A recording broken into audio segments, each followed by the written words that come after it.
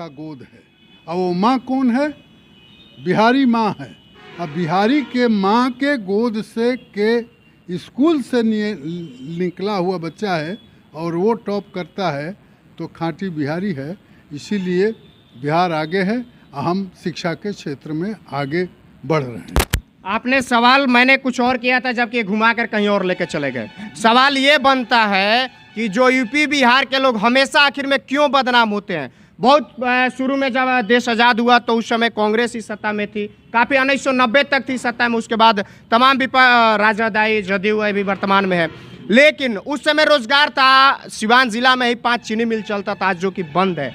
तो क्यों रोजगार के मुद्दे में, शिक्षा के मुद्दे में बिहारी और बिहारियों को घेरा जाता है। हर एक चुनावी मुद्दा में बिहारियों को उठाया जाता है। मैं आपको लेता हूँ, इंडिपेंडेंस भारत की स्वतंत्रता की लड़ाई के बाद बिहार के चीफ मिनिस्टर श्री बाबू हुए। उस वक्त बिहार कहाँ था? बिहार नंबर 1 राज्य था, भारत का अग्रणी राज्य 1 नंबर का बिहार था। कांग्रेस मुल्क की सत्ता में, मुल्कों में आज 135 करोड़ का देश, इस देश में उदाहरण बड़ा पड़ा था।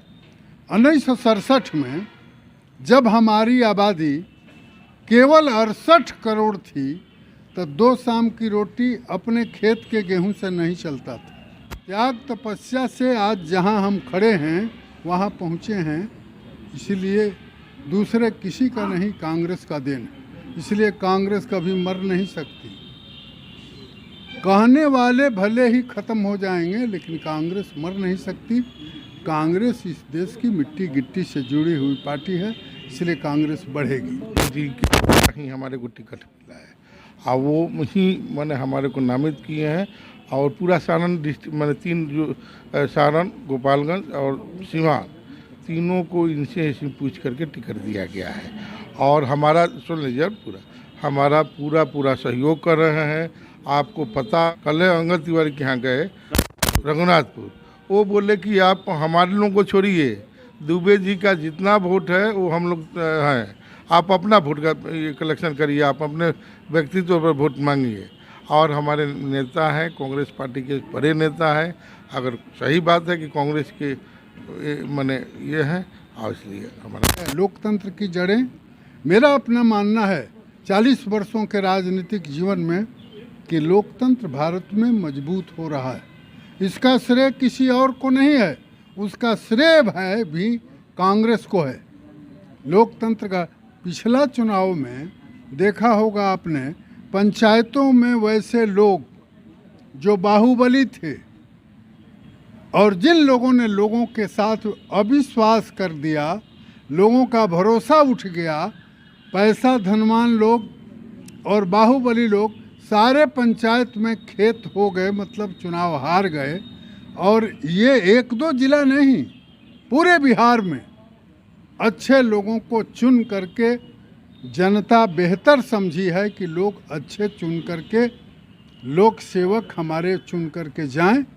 मजबूत हो रहा है, लोकतंत्र जग रहा है और लोकतंत्र को बढ़ाने वाली आम जनता प्रदेश और देश की जागरूक हो रही है।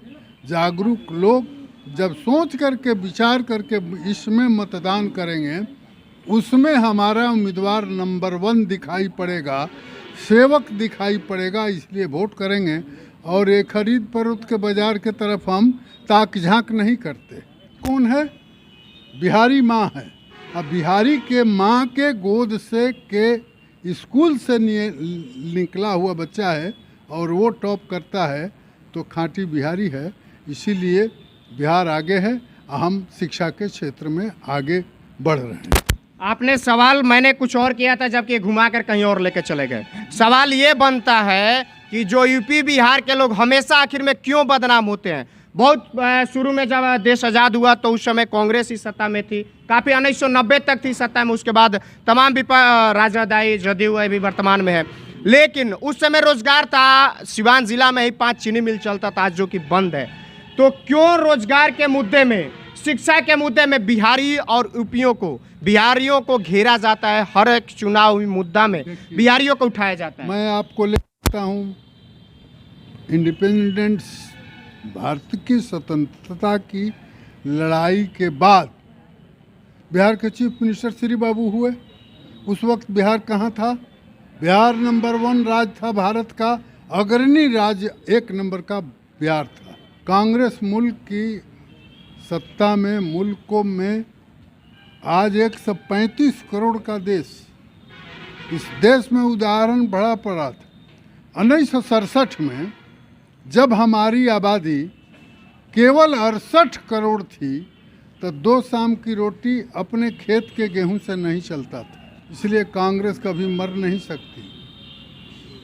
कहने वाले भले ही खत्म हो जाएंगे लेकिन कांग्रेस मर नहीं सकती। कांग्रेस इस देश की मिट्टी गिट्टी से जुड़ी हुई पार्टी है, इसलिए कांग्रेस बढ़ेगी।